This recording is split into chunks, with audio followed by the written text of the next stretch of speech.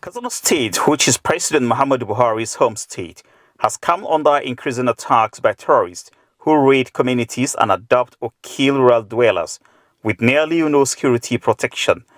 This has led to an outcry, including by Governor Aminu Masari, that the state needs help to prevent an outbreak of hunger, as farmers are afraid of being abducted or killed, hence their reluctance to fully go back to their farms. Self-defense is instinctive. The terrorists know no boundaries as they constantly attack both rural and urban settlements, including worship centers, killing or kidnapping worshippers. More than 80 people have recently been abducted in Gwari community, with majority of them being women and children. The chairman of Jibia local government area, which is one of the terrorist-infested areas in the Central Senatorial District, has witnessed more than 4,000 households being displaced due to the attacks. The chairman, in an emotional tone, laments the lack of prompt response to several distress calls made to security operatives. Even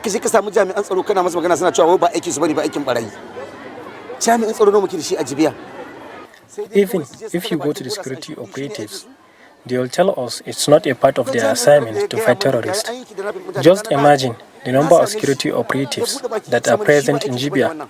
When I approached one of the security personnel immediately after a kidnapping incident that occurred last Sunday, he vehemently stated that it's not part of his assignment.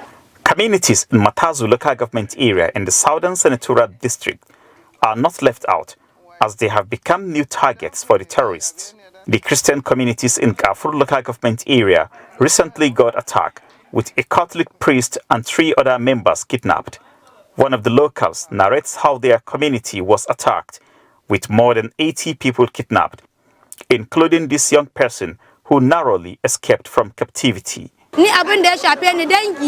More than 15 of my family members, including some infants, are now in captivity. Some of them are having health challenges. We're appealing to the government to provide more security for us. Reverend Father Stephen Ojapa of the Sokoto Catholic Diocese and 3 others are now spending their 3rd week in captivity after being adopted at Gidame Kambu community in Kafur local government area. During an earlier interview with Arise News, the kidnapped priest had these words for security operatives without knowing that he would one day become a victim.